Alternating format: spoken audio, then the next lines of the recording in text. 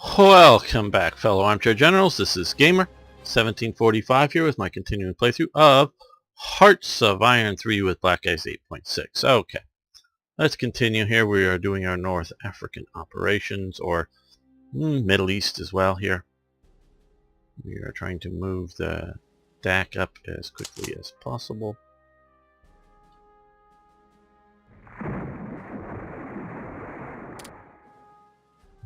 And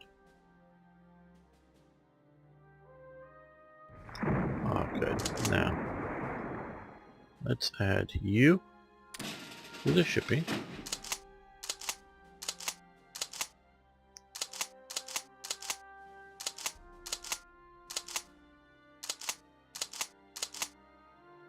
Okay, the guys here, I guess I could have just this way, but I wanted to sort of go through them.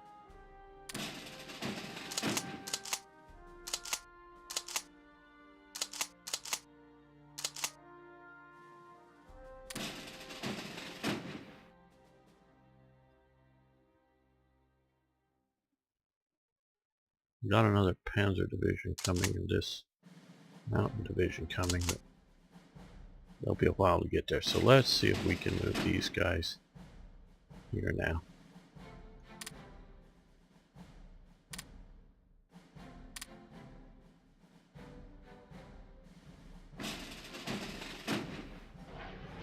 So I'm hoping all of these bombers will take care of this guy who's just about done. Wow. Are unescorted, at least by surface ships. HMS How? That could damage me badly. You see, that could damage me badly.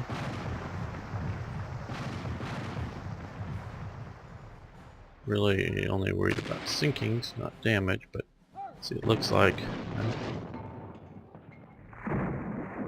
Come on guys, you should be able to jump into this. Yeah, there we go.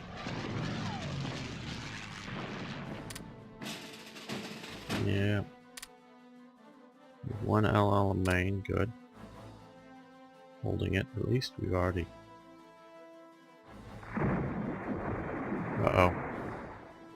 Yep, I lost one and they're going into the port.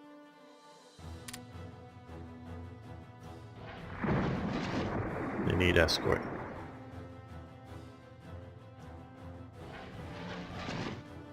And not just from some flighty aircraft. So it means we're going to have to just use this to get around. Even though this isn't nearly the how, but this, along with the air, would have made a bit of difference. Okay, now.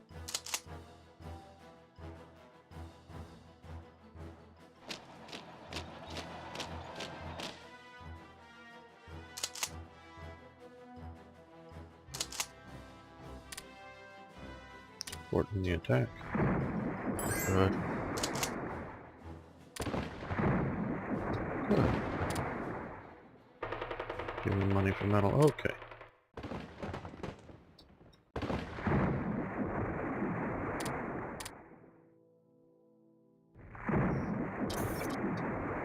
Okay, well.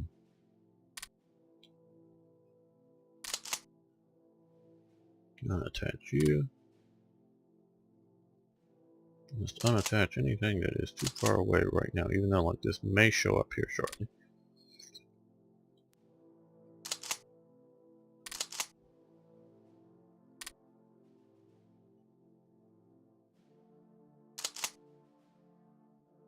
Okay, the Luftwaffe divisions are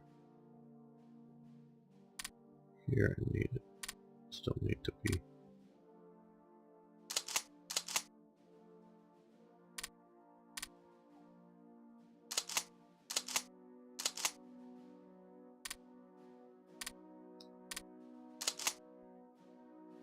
Can we get you attached to it too? No. That's too far away, so we gotta get another headquarters in here.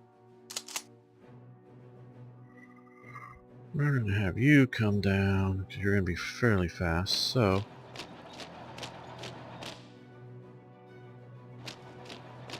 I want to secure south. Well, let's unattach you because I don't know if we're going to be attacking anything with you anytime. I'm just sort of using you as a garrison. The paras, I know the paras are good, but they're also slow. That's going to be moving at 4 miles an hour. What would these guys be moving as? A little bit slower, not too bad. But they don't have a transport unit attached. You're going to be a bit quicker, so you come down here in a proper fighting unit to help support that. Okay, and from here, because I want to sort of attack you, you're going to move there to cut off these guys from supplies.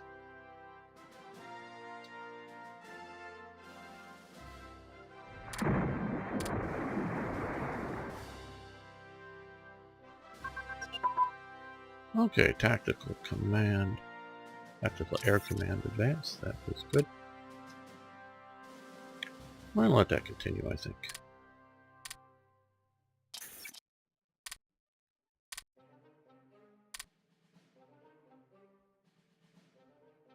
A lot of stuff building. I've pre-stacked through a bunch of stuff.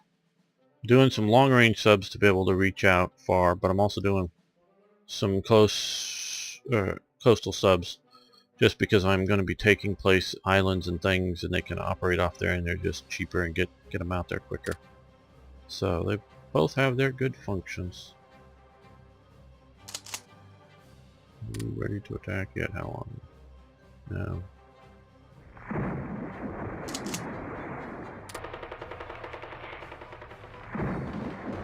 If I can secure at least this side for Germany of the Suez Canal, I'll be happy. Italy can have the other half. I'm not trying to keep Italy from having territory. Okay, well, you know, we've taken this, so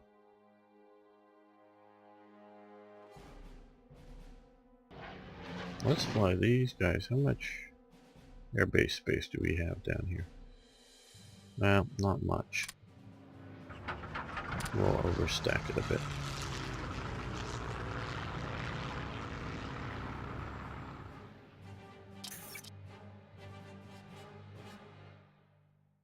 Yes, I know I can use the medium bombers that I got bombing the ocean, but I think it's also worthy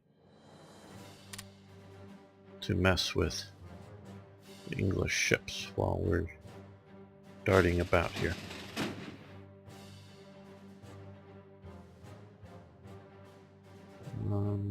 Okay, let's go up there.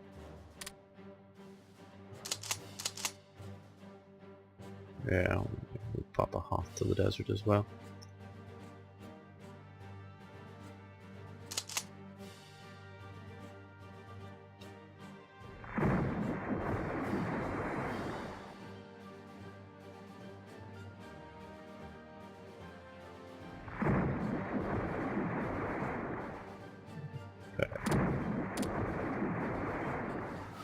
Got a bunch more units here coming in. I'll get rid of that. Okay, 4th Panzer Division. I know I should be a bit more scientific, but whether it's subconscious or just sort of remembering vaguely where I dumped a lot of different Panzer and other units to try to balance out the north versus south. You see at least 2 Panzer battalion or brigades of that stack there. 2 are in that one, 1 is in there, so we've got 3. Now let's add a 4th down here. Don't know why the AI currently loves this guy so much.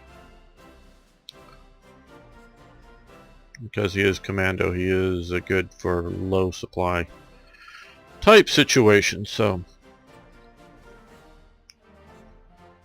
I have used him, but I sort of would like to start off here with level 3. I sort of look at level 3 as sort of your average German command level guy for a first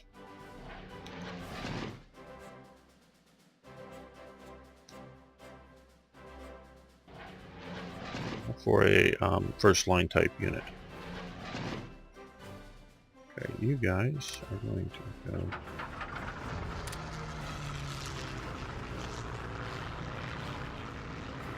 There we go.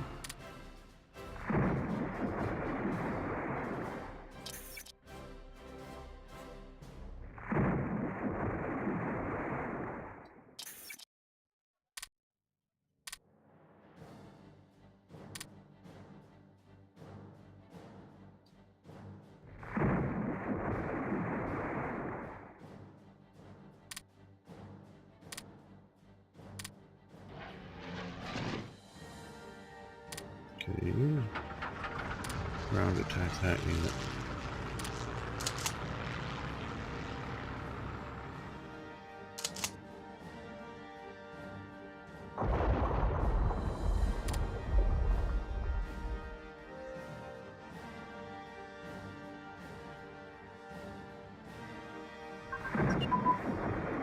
Okay, direct fire unit command and control, good. That way we've got you to 1940 levels. Okay, 1940 for most of that. We're going to go back to these guys. The attack movement just shoots up for everybody, so that helps. Speed helps.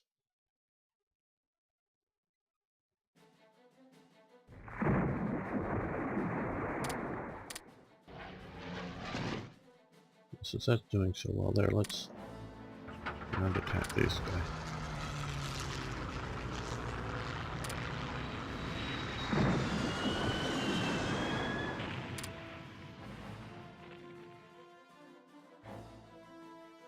And sort of like this here is the danger is how big a port is this? Just a level 2 port.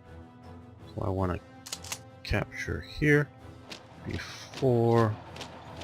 I'm only gonna worry about capturing it, so just go in there, not pushing on beyond it. I don't know exactly how big a port this is. Okay, it's level 3 too, so that would be more supplies. More fuel. There's more units you move in here. Soviet Union. The money for rare materials. Okay, we can do that.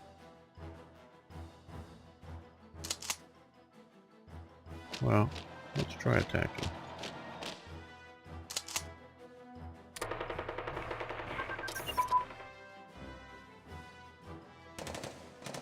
Also, just so you know, like, once I realize that it's saving, I just stop and not try to click on anything, because I've seen that cause crashes as well as just other things. So if you ever sort of get that, why is everything locking up? Like, and I want to like click on something to see, no, just look up, wait, see that it's saving, and let it do its work, and then hopefully it won't crash. And I've seen reports that I think it was like the home edition of Windows 10 Black Ice worked on, but the professional edition of Windows 10 it didn't work on. Now who knows what that is? Is that just somebody's personal settings, that they're using changed from, because including one guy who was reporting one of those, that he had it working on one but he upgraded to the other. So I don't know whether it was a different system or just different operating system on the same system, but whether it's the way the owner set up the settings, or whether it's something different, or I don't know. There's all kinds of things, and I'm just to let you know if you didn't already know, because I know I've been asked a few times, because I still use Windows 7. I did not do the Windows 8 thing. So long ago I used to be on the bleeding edge of technology, including Windows and everything else. And by that I mean back in the 90s, so a long time ago.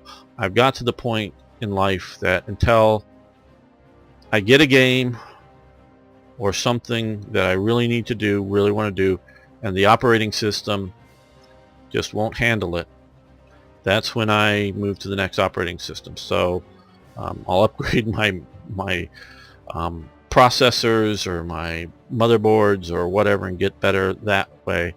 But I just like to keep with an operating system that I know. That's part of it, is that I know how it works. But also part of it, it just, they're normally, the older the operating system, the more stable it seems to be for me. That's just sort of the thing. Okay, air defense network. So obviously air defense networks really don't affect the cost of building fighters, but that's a way to simulate the stuff. But all of that, it helps. Radar efficiency, that helps. Provincial AA, that helps. Impact of all that. So that all helps, which is good. And it's under our defense network. Well, we're going to let that pause for a while and come back to what we were looking at here, is getting up our recon speeds, because outside of some garrison units or whatever that I definitely, okay, no recon here, right? Oh no, we got armored cars, so yeah. So most of these guys have a recon unit, and that helps the speed. The quicker, faster I can attack. Okay, so Dolio. Oh, there's Rommel getting up here. Okay, still moving along. Hopefully, quickly as can be.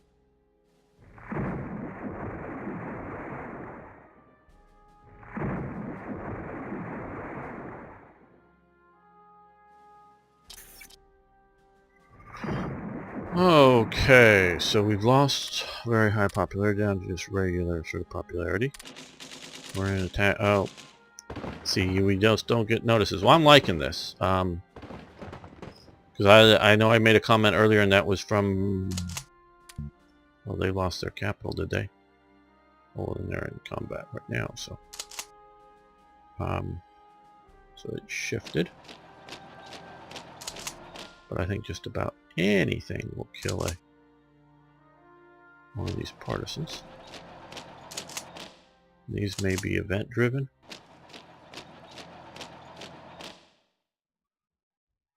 Okay, general strike in the Netherlands. The strike of February 1941 was a general strike organized during World War II in the Netherlands against anti-Jewish measures and activities of the Nazis. Its direct causes were the pogroms held by the Germans in the Jewish neighborhood of Amsterdam. The strike started on 25th February and was largely struck down the next day. It was the first direct action undertaken against the anti-Jewish measures of Nazi-occupied Europe, and it was carried out by non-Jews. Okay, I hadn't heard of that. Good for them. Good for them. And looks like we're either going to reduce local resources or this, or we're getting both local resources till the end, but there may be an event that takes that off. I don't know. We will see. We lost some HQs as they got upgraded, so they're not even attached to anything. You don't have a commander. OB West. Who do we want to put there?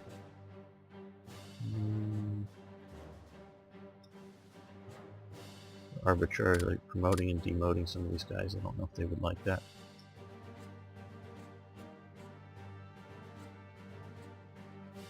I'm sure they'd like good active commands, but that's a different thing.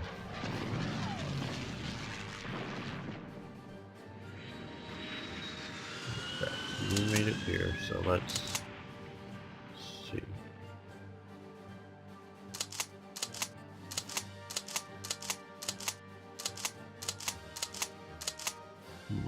We want you.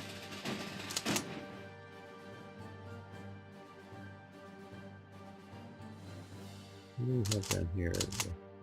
The Hoth. I think I read up the Hoth's command. That just didn't fully disappear or something, I guess. Okay,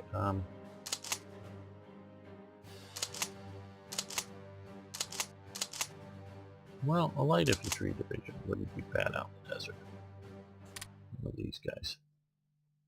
Okay, so you go there, and then I'll go down to rebase to Athens and pick up some more units. Again, we're hoping to get more ports soon. Okay, well. Oh, nice. The Hungarians are moving in to help. Oh.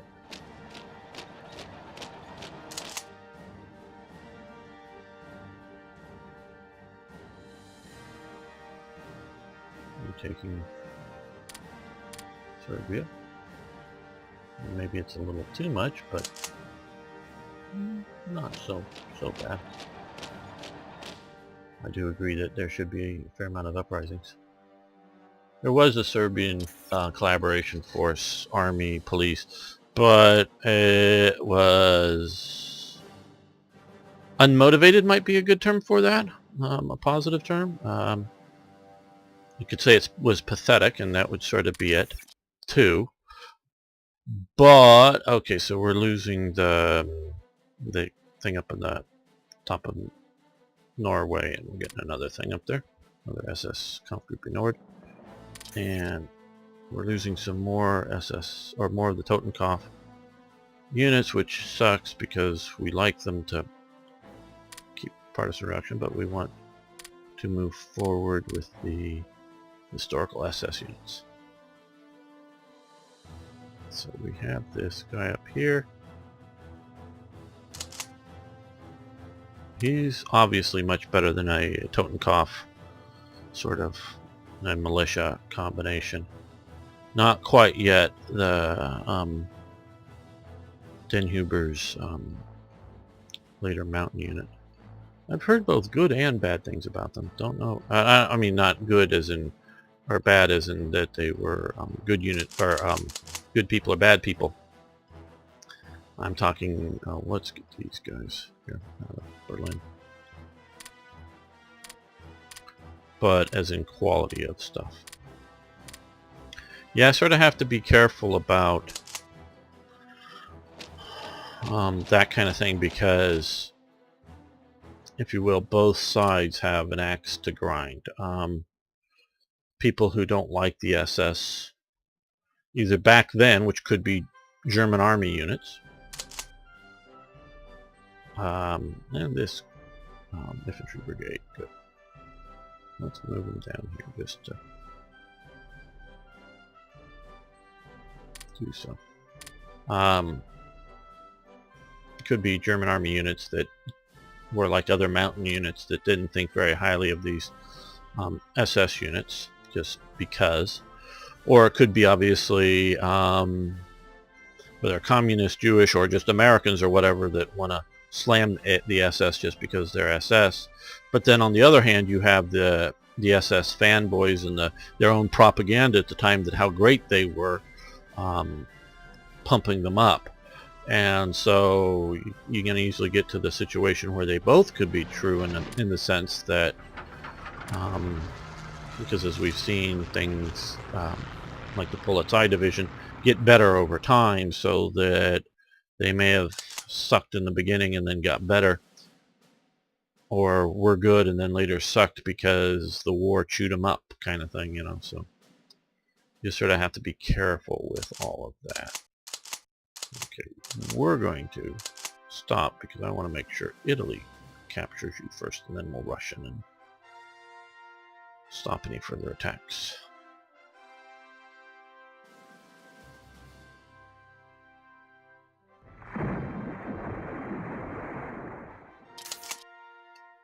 Expand an airbase 1% until February.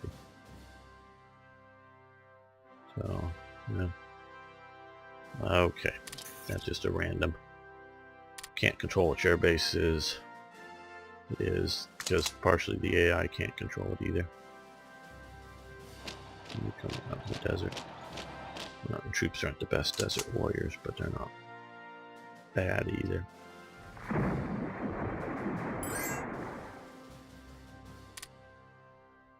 The money for metal? Okay.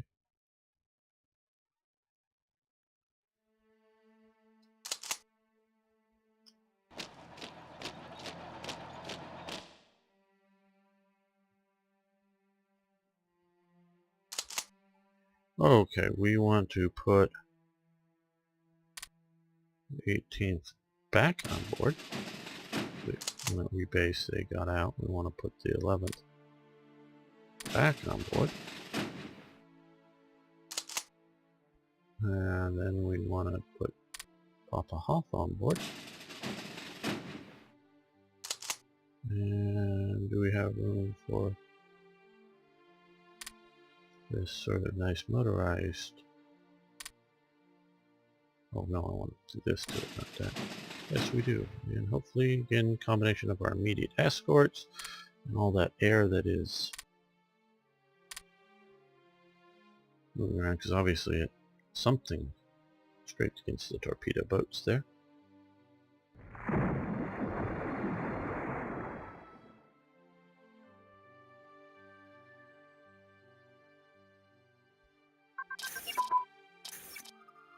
Oh great, oil to, or coal to oil conversion has advanced. That is excellent.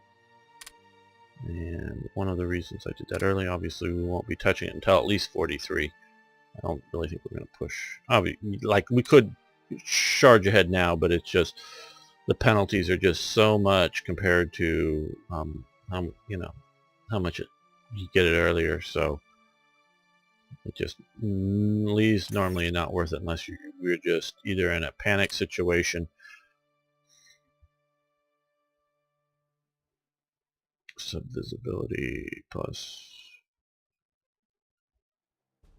sea defense. Let's do this one instead.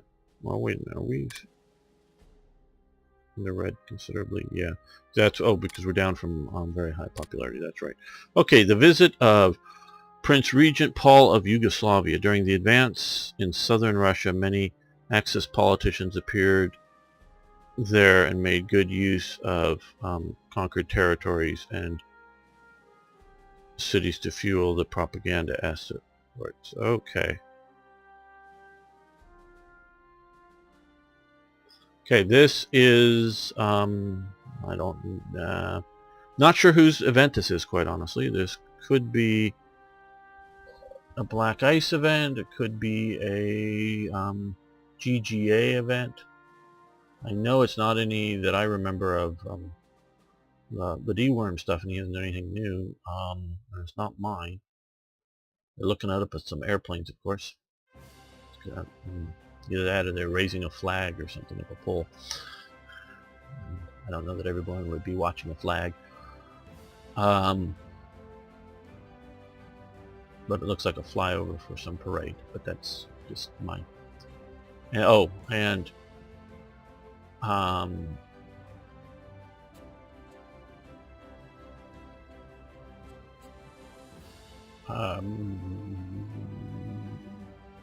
if this is supposed to be happening in March 41, they're using a different picture. So I don't see Prince Paul, but that doesn't mean that he's not there. Well, he's not in the picture.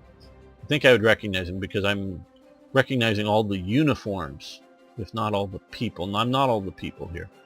I don't think all the people here I'm recognizing. That's Goring. I think that's Admiral Reeder. Well, maybe, could that be? No, that's... I don't think... Yeah, I'm pretty sure that's Admiral Reeder. That is an SS guy. Tell by the eagle there. That is a German diplomatic uniform. And I think... So I'm not used to seeing this picture, so I don't know where it's what it's taken from. I'm thinking Ribbentrop, but I'm not sure. Just because he's up on the stage and it sort of kind of looks like sort of an odd angle. But like I say, that's Goring. That's obviously Hitler there. But see, that's Hitler in a brown uniform. Basically, once at some point he says, I've taken off my other clothes or my civilian clothes or whatever, something like this, and put on my army jacket, and I will wear it till the end of the war.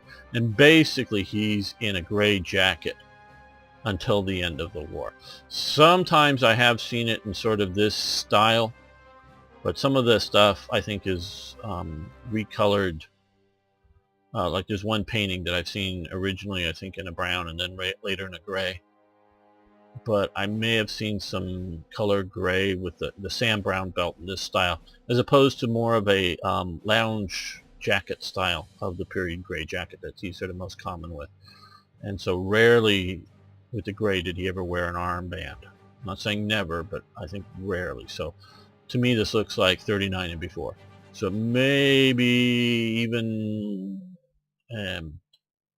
going into Poland, I think maybe like the Victory Parade in Poland or something where he visits in Warsaw, he may have still been wearing brown. But that's, you know, very early. But by 41, I do believe everything. I believe he's always in gray until the end. So, but it's bad coded here because Yugoslavia doesn't exist.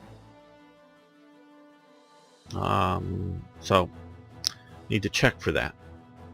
We got Serbia, we got Croatia, and if there's a Yugoslavia in exile, well, it doesn't really exist, so that's badly coded. Inflation in Belgium, okay, we've seen that, but it's a different, I think it's a different image.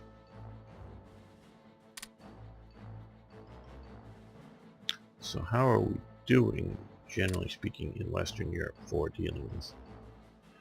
Okay, so other than, well, even that's out of the red. Obviously here, and we could, let's send you down here. Pull it side there.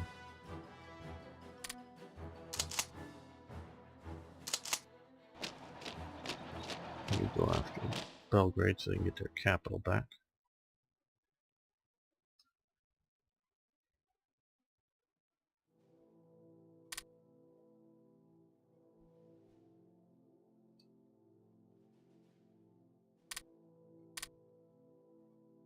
I should set somebody on Belgrade. Eventually, other than him. Could even be this SS guy here. Yeah, let's attack the province. That would probably be enough to defeat any partisans that raise up. But like I was saying earlier, whether you want to call it unmotivated because, hey, I can understand Serbs not wanting to die for the German Reich, or whether they're, you know, but they were pathetically offensive, or offensive, minded, or whatever you want to say, for the Serbian military force. Basically, it was an unmotivated police force with military arms that stayed garrison mostly, you know, or whatever. Oh, you know, check the road, you know, roadblocks or, you know, controls going in and out of Belgrade. Yeah, sure. Go hunting Tito and his partisans. No, not the Serbian collaboration forces, as I understand them. Again, I could have that wrong, but that's my understanding. Now, Croatians, through Ustachi, you know, they were brutal murderers as well, but they were rather aggressive anti-partisan operations. But they did see a much two things, as I understand them. One, the Croatians had a longer history of serving as allies of the Austro-Hungarian Empire, Germans, if you will, so that they were culturally or traditionally more motivated in being Hitler's stooges, just in the sense of that. And you may go, why does anybody want to be a stooge of somebody else? Well, when you're facing violent and aggressive enemies, you look for a protector. You know, meaning if you're facing partisans. Oh, here it is. I was looking for this guy. Got him together. The Marine Division don't have any transport. That's what this guy's coming down here for. To add him to that. The transport makes it much. The reason I didn't have it there originally when I built the unit, it makes it much less good for invading places. So I may be adding and removing the transport battalion as needed, depending on my anticipation of difficulty. But with that, special purpose armor, these guys, and the naval infantry, not quite as good as Marines or U.S. Marine type units, but much better at naval landing than even mountain troops or light infantry, so that's good. And got Airborne Engineer Regiment, which is, I think, the best regiment for naval invasions. But it doesn't do, if I remember the stats right, looking them up and comparing them, doesn't do quite as well again for river crossings, or the river movement. I think an attack is much less, meaning it doesn't have the bridging equipment that a regular engineering unit does. But if you're not looking to go across lots of rivers, if you're not trying to speed up the tanks to get across rivers, and this has its own river crossing river movement plus 100% already, so it's not as bad, I think, at getting across rivers. But I'm not planning on using not that we won't ever cross a river. I mean, we might cross the Nile at some point or something, but I'm planning to use it to, invade islands and other places. Yeah, like I say, we may cross rivers in India, and that's going to be a pain. But I'm really trying to look at, other places here. So, as if we, get in here, I may want to drive it a bit further faster. So I may want to have the motor transport with it, but it's mainly looking to be a naval invasion force kind of thing, specialty division. Okay, the Roland Battalion was one of the first foreign legions of the Wehrmacht. It was made up of Ukrainians and existed only briefly from March to August 41.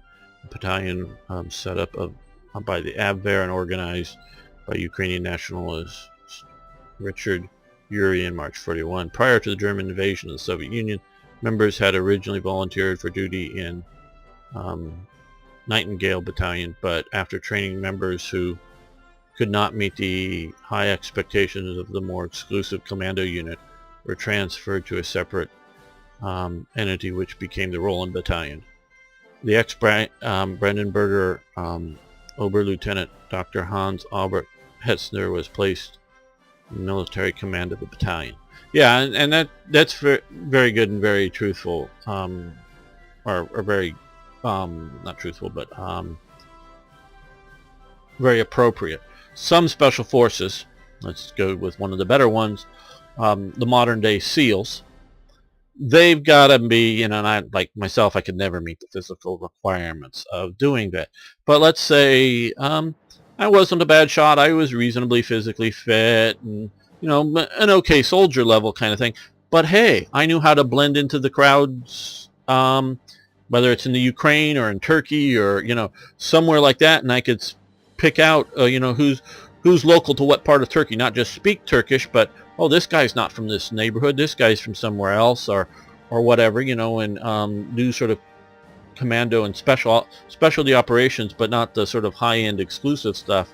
You want sort of, specialists, but without quite being, uber specialists. That's the kind of thing you would want. Okay.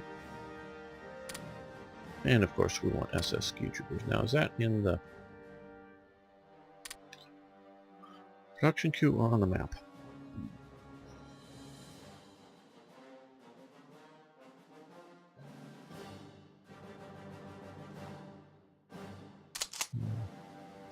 Could have been. I should look in the production queue a little bit more. I hope that doesn't go away. If I gotta build the thing, even for a while, I don't want it to go away.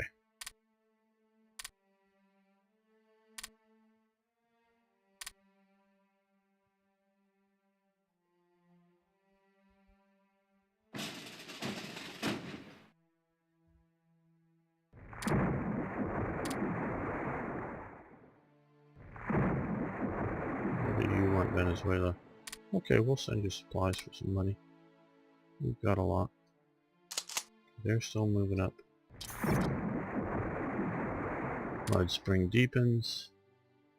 Yeah, there was some mud, mostly over in here, but not too much. North African campaign. Okay, damaged forts at the Maginot Line. No need for repairs. They're useless to us. Keep the forts. Okay,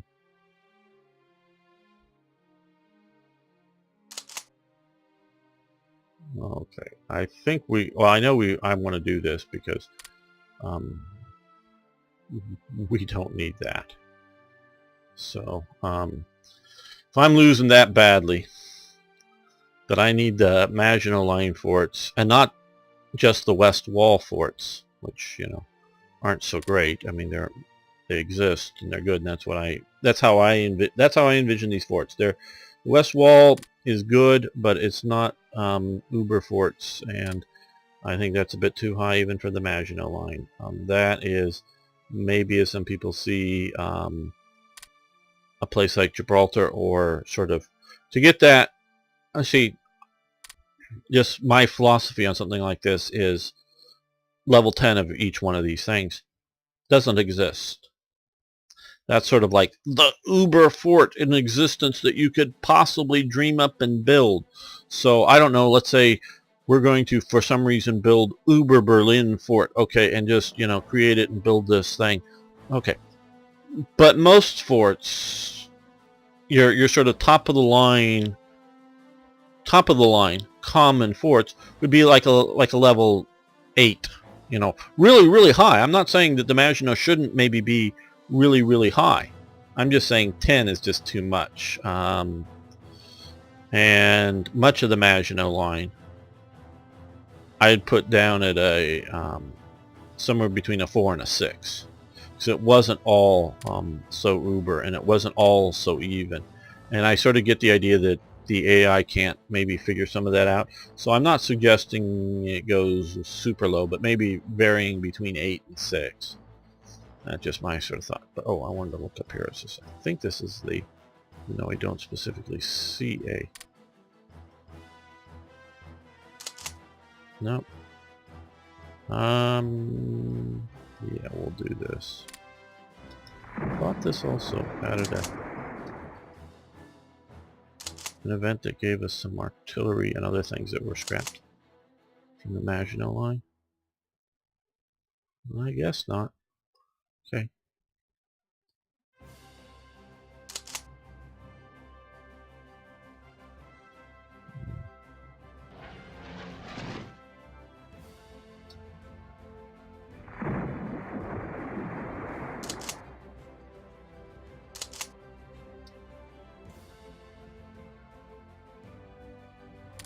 Okay.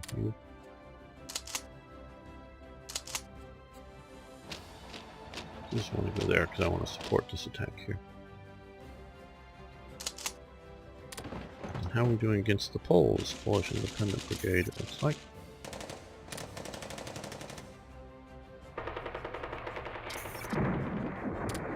Well, maybe there's a secondary event.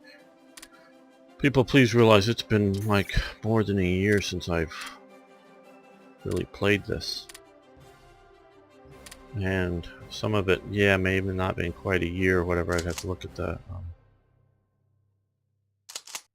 dates on things, but when was I last in North Africa? You know what I mean.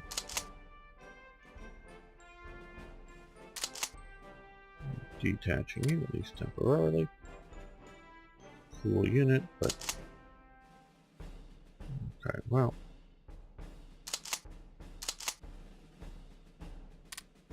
Attach you to a local command structure, which will help you out more than a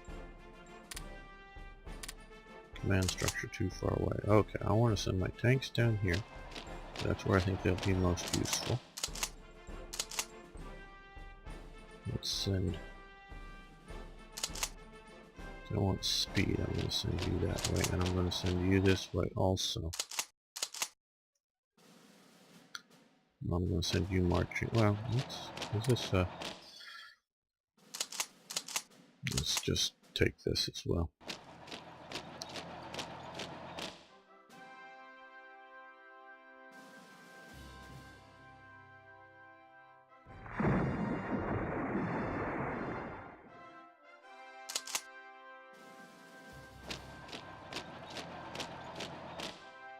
Hopefully we're following in the Italians here.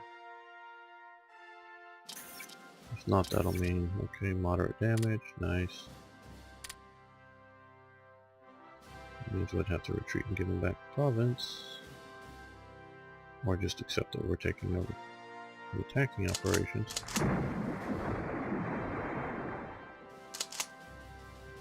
How are we doing against the Poles? We're going to stop attacking. Yeah, if they get to counterattack, I don't think they're going to win. We didn't exhaust ourselves. No. Okay, you're...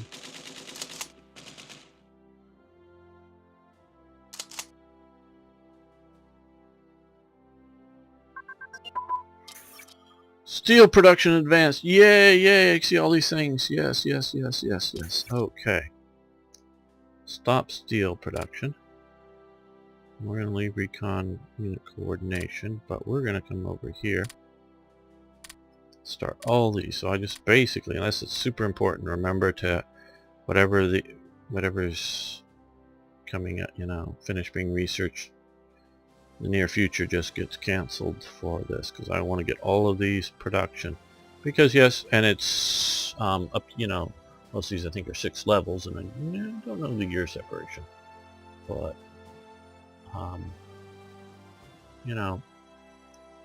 it helps. It's not maybe huge numbers of IC, but it helps. Especially spread across everywhere. How did my ships do? Yeah, just fine. No problems. Head back to Europe.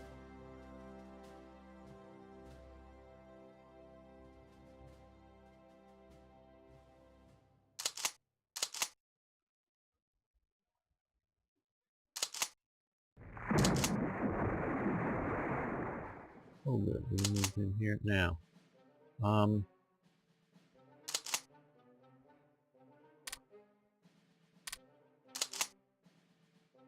We're going to attack. Support. Attack. Oh, this guy, which we should have done before. Damn. Okay, well, we'll mess it up a little bit here. No, we'll put heavy charge. We'll support the attack there because I think guys are coming. We're gonna hopefully stall the attack by attacking into. And if we take Alexandria, I'm not gonna complain because I can supply that. Okay, cool. Okay, I'm sort of proud of this image. Obviously, I don't know if obviously, but I did not take the photograph of that rifle. That is a really nicely done professional photograph of the rifle. But I think I did a pretty good job of getting it sort of cut out and laid out there. And this is the Gewehr 41M Mauser. It's M stands for Mauser, obviously. You can see from the back there. I sort of liked how I did that. That you can see the full rifle at the top, and then you see the sort of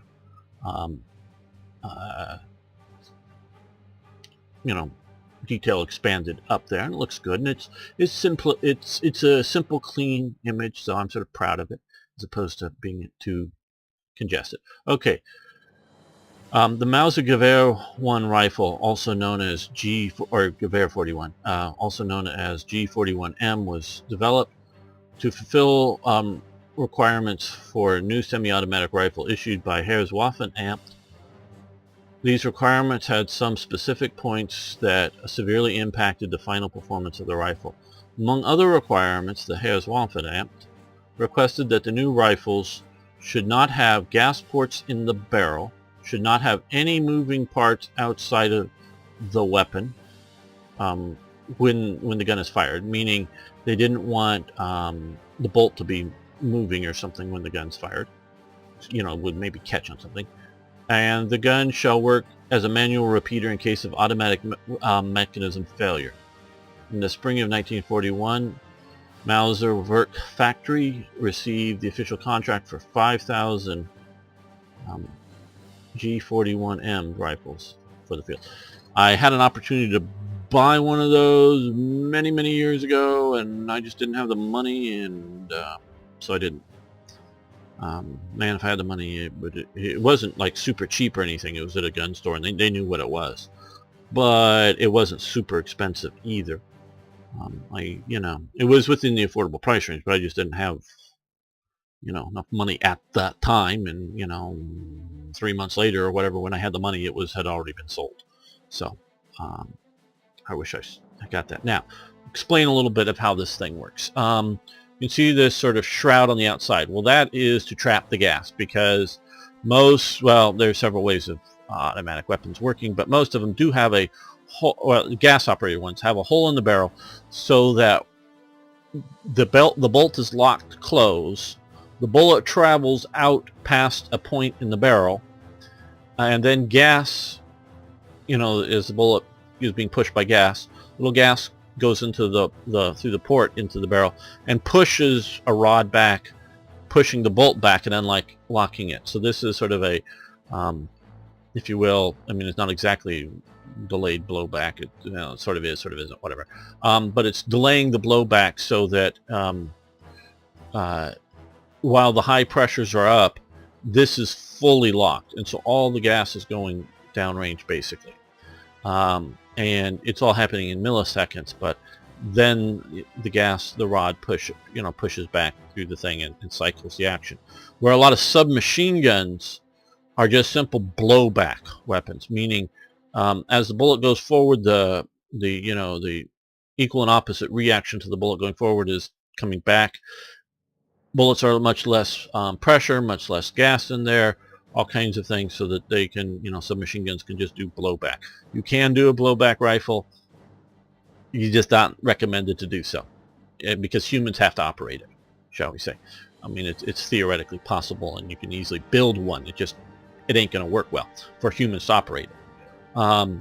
So they didn't want to tap into it, and to sort of get something that starts to travel backwards without opening up, to put a lot of gas in the face of the operator is sort of difficult without things. So because you sort of a lot of delayed blowback pistols is you start to get travel backwards, but the chamber isn't opening up immediately. So that's what this whole BS out in the front is. And this knob here, which you can see up here, but this knob here is a bolt action knob that is like, ooh, my gas system's jammed. That's, other than something breaking, it's mostly the gas system gets jammed, and they used powders that would foul much more than modern powders would, just because it hadn't been much of an issue. And if you look at a lot of the German machine guns, they are a recoil operated system, and they're different. They have that sort of delayed blowback, and it's not in a rifle. Humans aren't putting their faces up near, their eyes up near it, and they normally have, shroud and coverings and whatever. So it's a very different system. Like I say, you can build it. You can look at the toggle system of the Maxim machine gun that Maxim made. It works just fine. It is a recoil operated, and a lot of them are in this exact caliber. But that ain't a rifle, and it ain't also it has a lot more metal in it that deals with the recoil differently. So like I say, I sort of know what I'm talking about. I'm not a mechanical engineer, but I do know weapons and sort of some of the effects of how they work and shoot if they're not done properly. So to be able to have this going, something that is external and would move, like on the M1 Garand, well, it depends on which guns, because some of them have a bolt or a sort of cocking element of it that stays stationary when the gun operates. Some move, depends on how it is. But instead of just having a easy pullback, they have this system here that you have to rotate it up to rotate the bolt open and pull it back. So it is overly complicated, overly expensive to manufacture, both trying to get the bolt action element to work and the gas action, because there is a gas trap kind of thing that moves a rod, I do believe. I haven't pulled one of these things apart or looked at it. Well, I'm sure I've seen an exploded drawing, but I haven't done that in many, many years. So this is the Mauser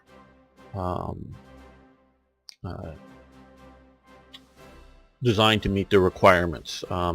Some of the people have talked about how, I forget whether it's the Mauser or the Walther, and we'll see something from the Walther. is taken from the Soviet SVT. There are some elements in there. Saying it's just a copy of the Soviet SVT weapon is not being accurate. Again, I'm not a mechanical engineer, and I'm not saying that there aren't, and I forget which one, I think it was the Walther design, but it doesn't have some of the locking and internal mechanisms similar to an Soviet SVT-40. Okay, so we can support the development, which costs us. This again is my philosophy: is you have a certain amount of leadership, and this is sort of I take this to heart. This works as slots. Each one of these is a slot. How many slots for espionage, and how many slots for diplomacy, and how many slots for officers. Okay, we need to readjust this because no, we're not doing too bad. We got diplomacy. We're coming down. Yeah, we're doing okay. Espionage. Yeah, we'll up it a little bit because I'm fixing on my operations right now. Hopefully that will do better. Oh. Well, no, I want to have a little bit for here. We didn't need to pull any. Well, that's more than I want for there. Want maybe about. I'm going all over this. There we go. Less than one. So in effect, these are slots. Obviously, you can get them down to a point system. But how many slots you have, that's sort of what needs to be, in my opinion, better balanced for Hearts of Iron for Black Ice. Way too many techs are adding with not adding enough slots. Just kind of way to look at that. But and I totally agree with this general approach, whether you mix in, and this is the question, because you can go. You could do it. I would sort of you could sort of relay it out like this. And I sort of prefer this sort of layout kind of thing. But you could have 60 slots easily. Again, it's not the way that the thing is laid out. Scroll down through the slots. 60 would be it's this in essence. We have 60 of these here. We'd have to scroll up and down through them. Not fun. If you're having to, this slot, well, when this is done, got to find this, and then got to find the one down here. Wouldn't be fun, but is doable. So I'm not at all against the idea of, in Hearts of Iron 4, of removing espionage, diplomacy, and officers, because they don't necessarily, the guy who makes a good officer, leader people, should have a certain level of education, because a certain level of education, shall we say, dispels superstition, okay? And not all superstitions are, bad or wrong or even to some degree untrue, because superstition is just a way to understand the world, and you drop something, it falls to the ground. You don't need a college degree to understand that, obviously, but why does it fall to the ground? And you go through universities and you learn about gravity and that kind of thing. So yes, officers have the same sort of education background as a researcher, but a leader of men and a technical designer of an airplane engine can be an extremely different personality and aren't necessarily switchable. You can't necessarily take a shall we say, what at least in my school system, a liberal arts major, meaning someone who studies politics and history, and make them do scientific work. They don't necessarily cross each other, though sometimes they do cross over into diplomacy kind of thing. And even the doctrines, sometimes you can have good doctrinal thinkers that would be lousy that you actually put them in command of something. So there is an overlap. I'm fine with that, but I would like a more dynamic slots for that. But, and this is a long way around, you do have, and I have some events in here, for geniuses, is somebody who comes up and leapfrogs a technology forwards. That's like we have Hans Ohlens for the jet technology leap that he gives us for Germany. So that's part of it, because you do have people that come, that sort of see the problem and start to, just because they're there without even doing studying or doing some of the studying, they just accelerate it more than normal stuff. And I also believe in the amount of research or amount of effort putting in. Is it 5 guys in a gun,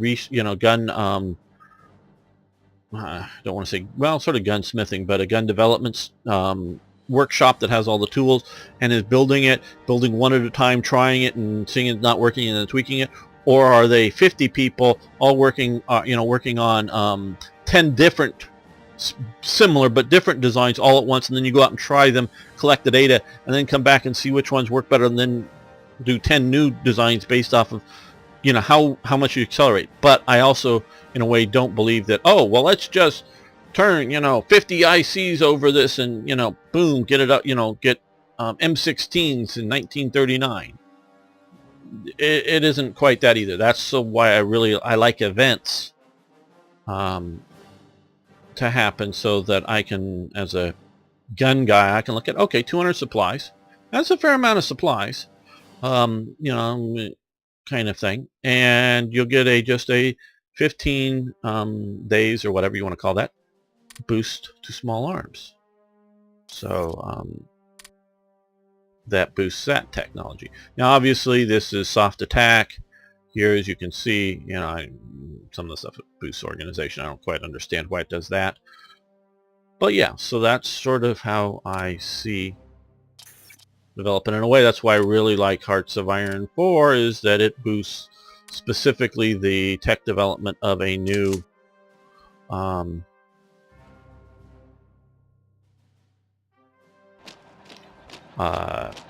weapon, if you will, and not just a something that gives you more soft attack. Now, the better weapon may give you more soft attack, but it may also just give you cheaper production of the weapon or something. It's more weapon dependent as opposed to doctrinal dependence or whatever. Yeah, just one of the things I do believe, I may be entirely wrong, of course I sometimes am in life,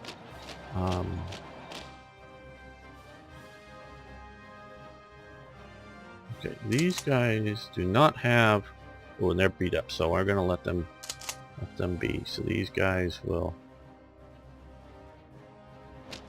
move there rapidly after if they can. Okay, wow. So we have the new port. Well, maybe that'll happen in a few moments. If not, I'll start making these things manually. Come on, guys, come on. I thought you did that by now. Let's take a quick look. Supply mode. Yes, okay, you've done that. That way we'll get more supplies. That's what I wanted. Along with other things, but part of it. Oil refining advance. That is great. That will help, obviously, as well as the coal to oil. And that is another way. We're just going to cancel to get all of these going into the green. Ooh, see, automotive. See, now here we can see, let's just up this by 1 slot. 2 slots, since we're almost, no, I pushed it, no problem, I wanted it in the full green. This one, automotive construction. I think this is appropriate because it's not everywhere or everything. It's, you see build times mostly on, well, some SP artillery, but notice those, compared to the 62% for some of the other stuff. This is just better engines, basically. I look at it, more effectively produced. And all of that. And that's from all those car shows and others that individually they weren't big, but it just sort of shows German automotiveness versus, I don't know, Romanian automotiveness, is sort of to illustrate. Not that there isn't, and I don't know how good engines were made in Romania, but at the time. But obviously Germany was doing better, so That's why they get this big, massive bonus to reduce it down. And automotive shows, they don't improve artillery barrel design. You know, get me enough tech sharing tech stuff, I'll start giving you bonuses to artillery barrel design or something like that. But that's sort of, again, a more civil. This is one thing that I hope, I know I got a lot of TRE fans watching this already, but one of the things I really sort of hope is to blend with Third Reich events is it's not just a war game. It's a grand strategy World War II war game, and it shows the influence of the civilian sector. And this is sort of part of that from Tanganyika. All this is colony and Hamat is colony and home. In words and pictures is what the sub-things see and read about our colonies from Africa, and this is from their owning out here kind of thing. And there's I've seen some other covers and a little bit of inside of some of them.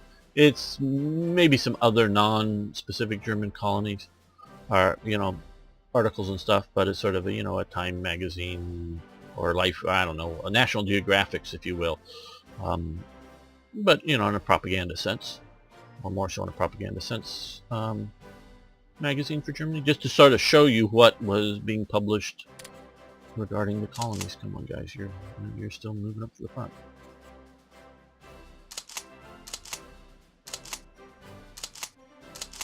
Okay, everybody's attacking. Are they? Yes. Attacking somewhere with something to pursue the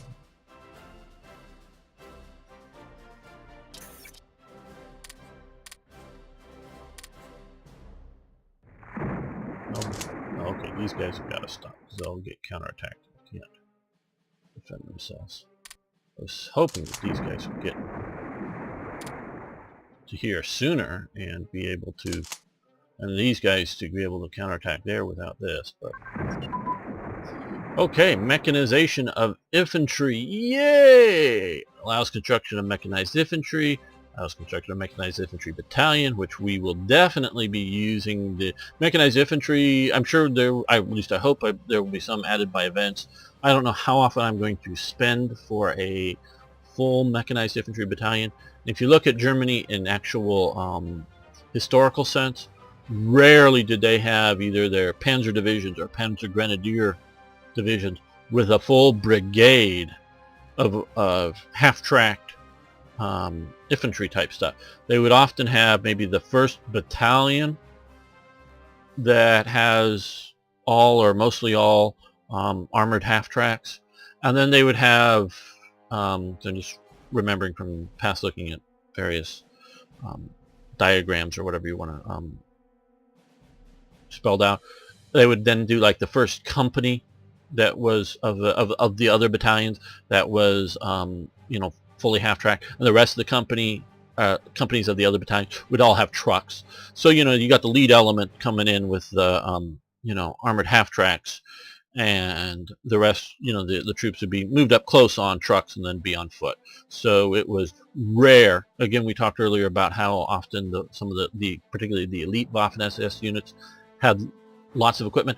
They would much more likely to truly have a full mechanized infantry brigade more than a mechanized infantry battalion attached with a fully motorized brigade, or whatever you want to say, or just a motorized infantry battalion kind of mix or expense. So we'll be using that. And then the half-track transports, which we already now sort of in a little, obviously just friendly and a little few words back and forth with Panzeroo over Hearts of Iron 4 is I sort of, I go, hey, look, in 1938 and 39 they had the armored half-tracks, and here's photos of them using them, not just because then there's also photos of them using them in the invasion of France, but one particular one I'm thinking of is Guderian standing in the back of one that had an Enigma machine, and basically it was a command half-track that had the radio receiver on top, and they were using them before in some of the photos in the training. It looks like they're driving a half-track up to a trench line to then would then disgorge troops, or it was simulating a fairly narrow anti-tank ditch and was going to drive across it. I just haven't seen, I don't read German, and none of it's close enough to really understand if they're the subtitles to what was going on. You know, can't zoom in well enough on it to see. So I don't know exactly what they were talking about, thinking about, you know, the idea of mechanized infantry back in 38, 39, but they were definitely doing some of it. His point is they didn't, and if we allowed players to build armored half-tracks before 42, you know, get the text, it's unhistorical. Well, my point is they made the damn half-tracks. They just didn't make very many of them because they're expensive, so they didn't have them as units. So they would normally be late. But if a player wants to, I don't know, so long as, you know, you have to make choices. So if a player wants to produce a bunch of mechanized infantry half-tracks and not, say, you know, if you're doing this right, build a lot of aircraft, he can do so. Now, not that he would be stupid to do so. My sort of thought is I'd like to be, you know, fully mechanize up a panzer division to make it sort of the elite panzer division, and that it has all the newest, the latest tanks that I have designed fully made, and all of the half-tracks fully supplied for that division. And but because I realize if it's done well, if I try to fully mechanize my infantry of all of my panzer divisions, I'm going to have to not have any aircraft or not have any artillery or pick your thing. So if it's done well, you'd have to make the choices. So I would like to do a few elite units, if you will, and early on, because I believe, not that they exist, well, you can sort of kind of look at something like Leibstandarte. I don't quite know exactly what it was armed with when. I'd have to read up on some of that stuff. But some of the units were getting a fair number of that stuff fairly early. But they were, you know, like Großdeutschland as a elite mechanized battalion or something. Again, it's a battalion. It isn't a division with everybody having it. So that's sort of what I would like to do. And similarly, obviously, we can now build half-track transports, though we already via event have half-track transports, because again, basically all of the Flak 88s are towed by they had different sizes, the large half-tracks. I can't quite say never seen in the field, but basically never seen in the field a Flak 88 being towed by a truck. I'm sure they did on emergency basis, and I'm also sure that if they had lots of Flak 88s that were stationed around different cities.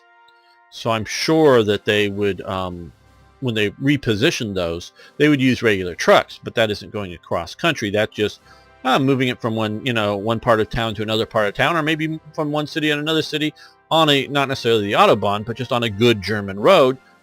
It's easy to tow those things with trucks. But I also know, in the sense, because of the way they did it, they planted a lot of those Flak 88s on pedestal mountings that were in a fixed location, because it was cheaper than building the full, 4 legs that would, spread out to equal a cross, and then, or an X, or however you want to look at that, and then the 2 sets of road wheels that would sort of attach to that. All that was expensive, so they just did a lot of just the standard guns mounted on pedestals that they normally put in some sort of concrete revetments around them to help deal with blast effect.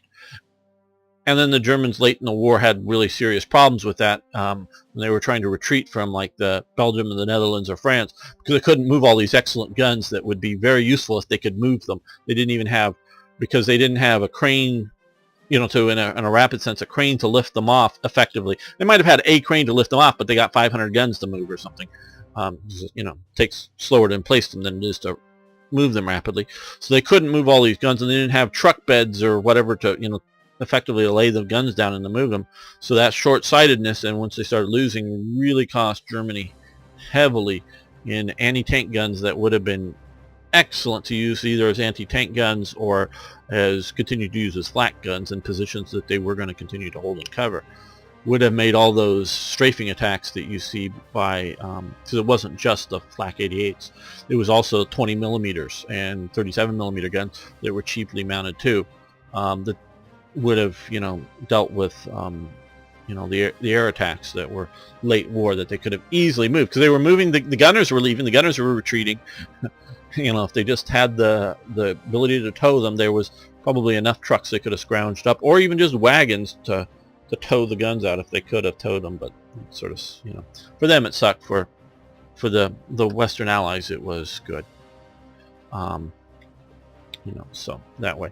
So we can now build all these things, and my guess is, just a guess, and also mechanized HQ units, is that we may be starting to see some events that will allow upgrading sooner. That,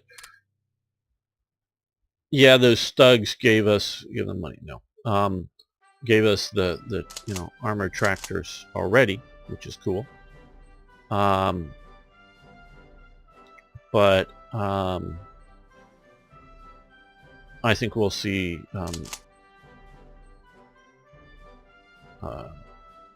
events giving us mechanized infantry upgrades to either Panzer divisions or Panzer Grenadier divisions, and if they're coded well, they have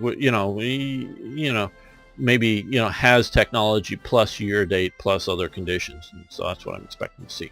Okay, well, this has been fun. Sort of played a little longer than I intended because it's fun. I hope you're enjoying this series. I know periodically I get, I'm gonna thank you for your feedback, but if you give me feedback that, hey, you should keep it to 20 minutes, I've gotten some of that, 15-20 minute segments. It'll take me forever to get through this stuff. So if you're in one of those camps and happen to be watching, fine, either watch it for 15 minutes and come back the next day and watch it for a few more minutes. Either do that or just skip through the episodes. Watch it for 2 or 3 minutes, figure out what I'm doing, skip 2 or 3 minutes, just skip through the episodes. I know some of you already do that. So and I totally understand if you don't have the time to watch me for an hour or whatever each day. I totally get that. Trust me, I do. So if you don't have the time, just skip through the episodes if they're getting a bit long. I sort of kind of am pushing it past my sort of goal, and I'm doing it much better for Hearts of Iron 4, is a 40-minute episode. This series I'm going routinely longer, about an hour. Mostly because I'm having fun and I want to get through the dates because I'm just taking so long to do this again. So if you don't have the hour or the hour and 20 minutes that this is going to be, just skip through it a bit. Sorry. Or just take a long time getting there if you don't have the time. There are other fast play people out there, I guess, so I do take the criticism that going this long is a bit too long. There's a difference between being 40 to maybe 50 minutes versus being just 15 or 20. I'll take that I'm a bit long today here to be valid criticism for what I'm trying to do. Okay, see you next time for more Hearts of Iron.